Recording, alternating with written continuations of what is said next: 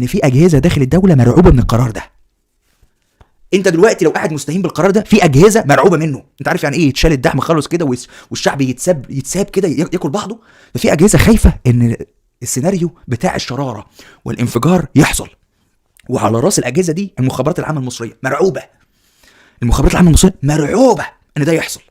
غير امن الدوله، امن الدوله عادي بقى. امن الدوله يعني بص مقروفين احلى قرف. انما عباس كامل، طبعا عباس كامل وحوده السيسي بقى المخابرات بقى والوينج اليمين بتاع فتاح مرعوبين ان القرار ده يحصل. لكن هيحصل غصب عنه طبعا، ما هو صندوق النقد موقفه. حلقه مفرغه يا باشا. قال لك واوضح المصدر ان هذا الشرط تاخر بسبب المقاومه الكبيره التي يلقاها من الاجهزه الامنيه وبعض المسؤولين بسبب خوفهم من حدوث انفجارات شعبيه واجتماعيه محتمله. تصل تكلفة الدعم الذي تنفقه الحكومة على القمح والخبز ل 90 مليار جنيه خلال عام 2022-2023.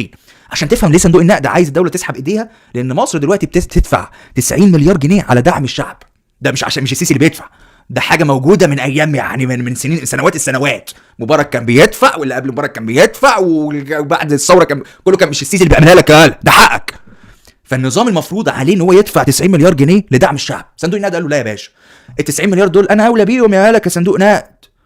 انت لازم تسد لي ديوني، فما تدعمش الشعب وهات فلوس دعمك للشعب اديها لي انا. فهمت؟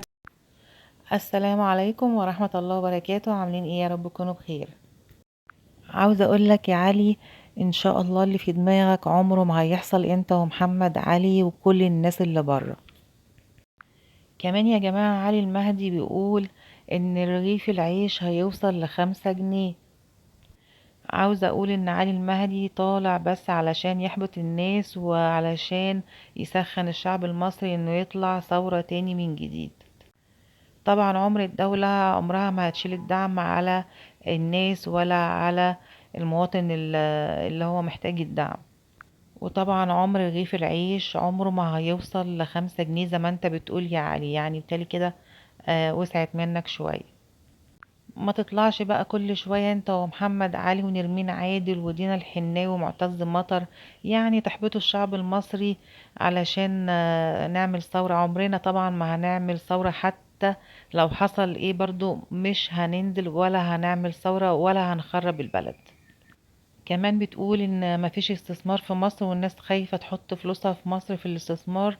امال كان مؤتمر المناخ ده كان ايه؟ والناس اللي دعمت مصر دول كانوا ايه؟ يعني دول كانوا ايه؟ انتوا بس يعني قابضين فلوس علشان تطلعوا ترهبوا المواطن المصري والشعب المصري، وان يقوم ثورة في مصر علشان انتوا بس تمسكوا الحكم. يعني انتوا لو ماسكين الحكم دلوقتي والحاجات دي كلها بتدور، عمركم هتقولوا كده على نفسكم وهتقولوا لا ده أزمة عالمية والكلام ده كله. يعني بقى اتقوا الله في مصر شوية وخفوا على الشعب المصري، لان هو فعلا الشعب المصري ابتدى يكرهكم، واصلا الشعب المصري مش قابلكم. مصر ما عندهاش سيادة دلوقتي. مصر سيادتها في صندوق النقد وفي دول الخليج. انت ما عندكش سيادة يا هلا يا بتاع جيش مصر ورجع لنا كرامتنا. انت ما عندكش سيادة يا ابن الكلب، بلدك اتباعت خلاص. يا ابني بقول لك صندوق النقد بيشترط عليك تشيل دعمك للناس الغلابه، وانت زي الكلب سياده ايه يا ابو السياده يا ابن الكلب؟ قال لك واكدت المصادر ان الايام الماضيه شهدت اجتماعات الحكومه المصريه مع خبراء صندوق النقد الدولي لوضع القواعد التدريجيه لتحويل الدعم العيني لدعم نقدي للوفاء بشروط صندوق النقد المتشدده التي فرضتها على مصر مقابل الافراج عن القرض المعطل. ال3 مليار اللي زلنا بيهم دول معطلين لحد دلوقتي. فالثلاث حاجات دول طالبهم صندوق النقد. يبقى اول حاجه اتكلمنا عنها تحرير سعر الصرف، اتكلمنا عنها باستفاضه. نيجي للحاجه الثانيه والثالثه. الحاجه الثانيه وهي تحديد او رفع الدعم. تعال اقول لك شويه تفاصيل من داخل النظام على الموضوع ده.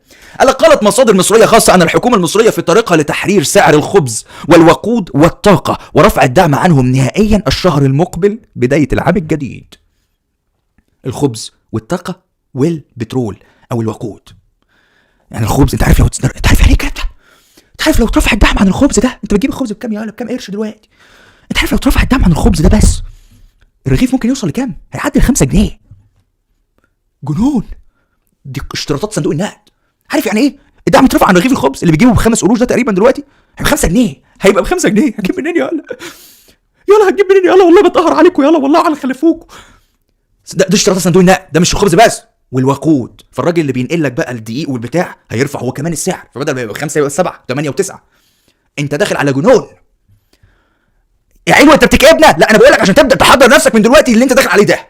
الوقود والطاقه. اقعد بقى على الشمع. الشمع اجواء رومانسيه، سيبك من الطاقه بقى. شوف هيخرب البلد وهيوقف التموين والدعم عن الناس عشان 750 مليون، والسيسي زي الكلب هيعملهم لانه محتاج ال 750 مليون. البلد بتقع، البلد مصر خلاص انتهت. انا اسف انا بقول لك كده، لكن انا مش هضحك عليك، انتهت للاسف. ده احنا لو فضل تاريخ بعد كده احنا مش هنذكر، احنا هيتف علينا. انت عارف يعني ايه الكلام ده؟ انت عارف لو اترفع الدعم عن الخبز ده، انت بتجيب الخبز بكام يا ولا بكام قرش دلوقتي؟ انت عارف لو اترفع الدعم عن الخبز ده بس الرغيف ممكن يوصل لكام؟ هيعدي ال 5 جنيه. صندوق النقد قاعد حاطط رجل على رجل وبيشترط على السيسي 3 اشتراطات.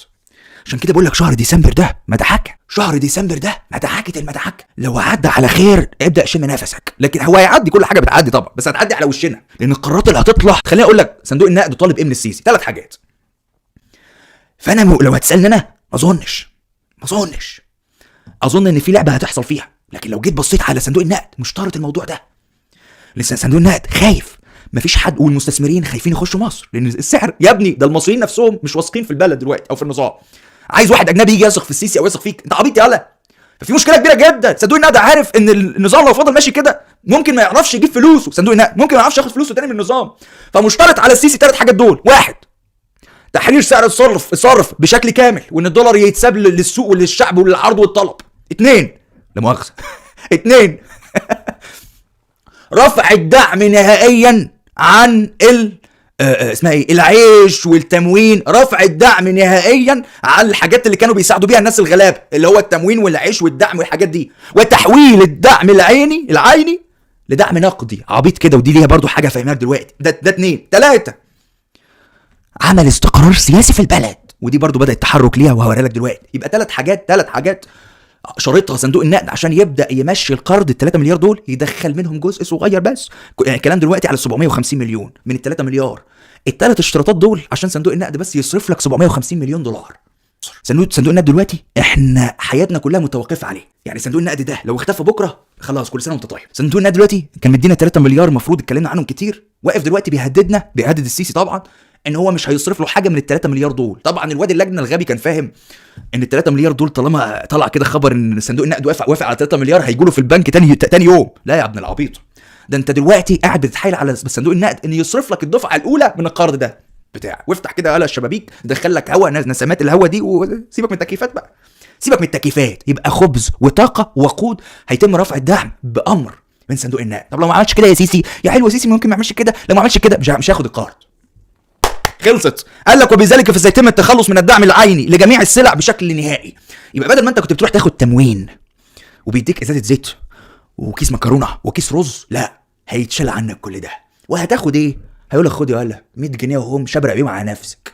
طبعا ال 100 جنيه دي مش هتساوي، يعني انت لو كنت بتاخد تموين ازازه زيت وكيس مكرونه وكيس رز، ده تموين بتاخده، ال 100 جنيه اللي هيديها لك مش هتجيب لك نص ازازه زيت.